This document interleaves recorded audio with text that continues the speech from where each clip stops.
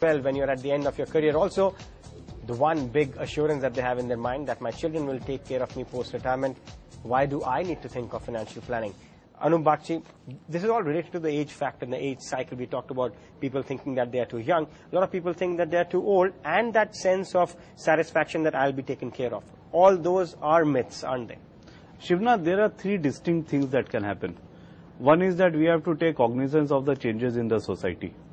And if we really take the cognizance of the changes in the society, I don't think there is 100% surety whether children are going to really take care of their parents. That is one, and that's a hard fact of life. You are very lucky if you do get taken care of.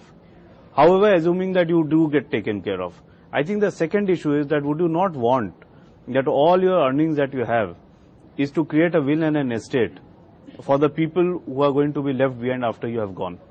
And in the third issue is, for more emotional and deeper issue, that would you want not to leave a legacy behind for your grandchildren, maybe to fund their education, maybe to do good to them. I think in all scenarios, I think it is important that one does a financial planning.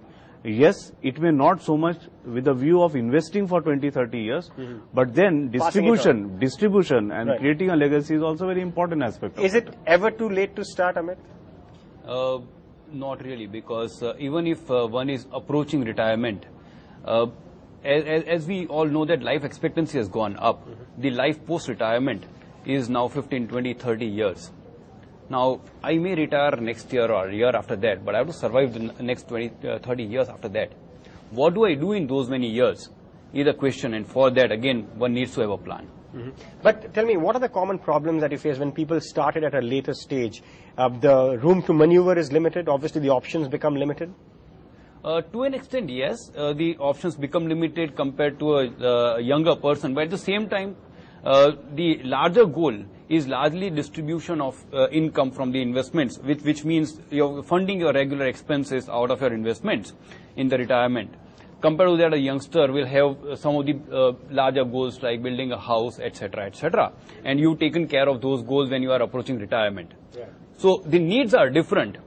And maneuverability to an extent could be different because the time left is less. Right, Anup, and that's what brings me to the fact that what kind of asset classes, depending on age. Age is important for the asset class relation because a lot of people say whatever your age is, you subtract from 100, the greater amount should go into equities and vice versa. Now, do you see that as still as a thumb rule when I come to these two myths that it is never too late to start and do follow that thumb rule, you'll be fine? No, I think, Shivnath, again, we go back to basics as to why you require to plan. If you are requiring to plan so that you will fund your own expenses and use your corpus to fund your expenses, then clearly you cannot take too much of risk. Clearly you cannot have too much of volatility in the income, and thus it makes more sense to get into a fixed income kind of asset allocation. However, we've also seen that when people are building corpuses for the grandchildren, really it is as if you are starting off very young, because you are at 5 years and 7 years. It's not just starting at 25, you are starting at 5 and 7. There the asset allocation are really very aggressive. So essentially we have seen all kinds of people. We have seen people dividing the portfolio into two, one for a specific goal towards their grandchildren, one for their own expenses. This one more and more from fixed income, but this one very aggressive towards equities. Right, Amit, and that's what brings me to the point. How many such cases do you come across where financial independence is becoming the objective and people who are starting late or not having that assurance of a family taking care of them? How much of it is driven by financial independence in today's day and age? I think Anup touched upon that point beautifully earlier. The changes are happening in the society, and we are moving to nuclear family from a joint family system. In such a case, financial independence is of paramount importance, and a lot of people are looking at financial independence, especially in the retirement, because often it may happen that the kids are not in India or not in the same city where the parents are. Taking care of the parents and parents' financial independence also makes a huge difference. Anu, one thing I would like to bring about, and the whole concept of the new pension scheme, and we talked about it in one of our very first shows. Do you see these two myths being addressed quite well if you want to be a part of the NPS? Do you think that is where that comes in, or there are enough pension plans by private companies to take care of that? No, NPS, if you remember, our first show was on NPS. I think it is a very good scheme. And I think I would want to underscore one point, that start as early as you can Because just to go back to your example, if you are just 5 years delayed, 25, 30 years, 30, 25 years, the difference is 50 lakhs minus 21 lakhs, almost half. And the difference is only 5 years. So earlier you can start, does not matter how much. Fix a goal, start early. That is actually the winner. You know, there is another misconception that tax planning is equal to financial planning. I will come to that. I mean, that is a very big problem actually. It is not. So, you know, if people are not investing into NPS just because, you know, it does not have a Tax full, benefit. full tax benefit, you know, I think it is a mistake. Just very quickly, let's touch upon that. I'll come to that in detail. Amit, very quickly, still a huge confusion about tax planning versus financial planning? As we said earlier, investment planning is only a part of financial planning. Similarly, tax planning is only one component of the financial planning. I need to see the bigger picture. At the Exactly. end. All right, so we'll come to that. That's one of the myths actually, which is one of the biggest problems in this financial world. Everybody does investment thinking, I will save this amount of tax, not thinking what their ultimate goal is. And hence, back to financial planning. On the other side of the break, the last two myths on financial planning when we come back.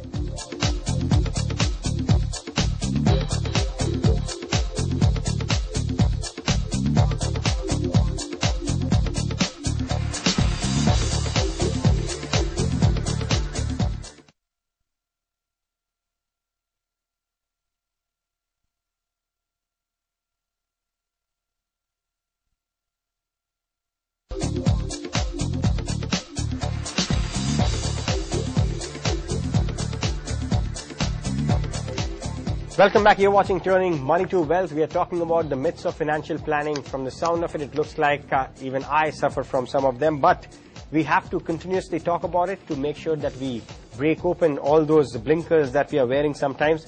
Myth 7. Let's talk about that. And this is something which is very common space because we all are witness to a lot of media these days. I know enough about investing and have good knowledge of markets and financial products. So why do I need to worry about it?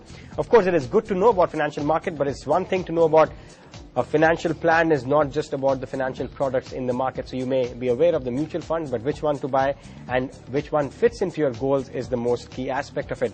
A good financial plan helps define goals. That's what we've been talking about.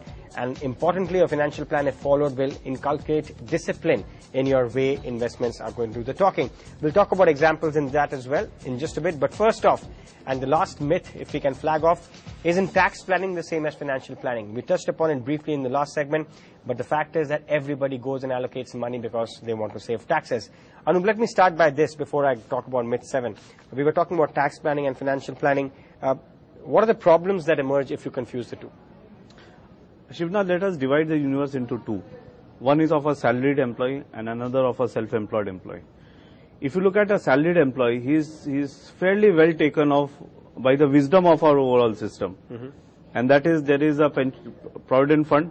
You know, so for whatever reason, almost 16% of your income is getting saved in one way or the other. Of the balance 10% now, because there are all kinds of tax exemption, you end up saving at least 1 lakh more, you know, on that. And so, to some extent, to a large part, some part of your retirement corpus and some part of the investment is already happening. But if you are a self-employed professional, then you do not have the benefit of other kind of pension plans which are, you know, given by your organization. You do not have a life insurance cover. You do not have a health insurance, which is normally might be given by your employer. And they're confusing a tax saving with financial planning is can land you in trouble actually. Fatal. It can land you in trouble. Right. It can be fatal. Like we came across a few issues